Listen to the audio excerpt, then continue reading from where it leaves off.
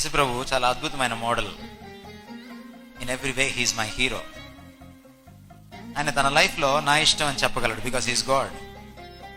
ఈ ప్రపంచంలో నా ఇష్టం అని చెప్పగలిగిన ఒకే ఒక దమ్మున్నవాడు గాడ్.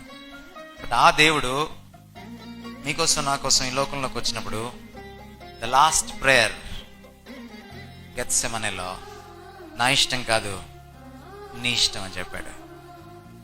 మోడల్. నా ఇష్టం కాదు నీ ఇష్టం అని దేవుని ఇష్టానికి తన ఇష్టాన్ని సబ్మిట్ చేశాడు, మరణాన్ని గెలిచాడు. When you submit your will to the will of God, you can conquer the world. నీ చిత్తాన్ని దేవుని చిత్తానికి నువ్వు లోబర్చినప్పుడు, నా ఇష్టం కాదు నీ ఇష్టమైన నువ్వు సబ్మిట్ అయినప్పుడు, you can conquer the world. ప్రపంచాన్ని జయించవచ్చు.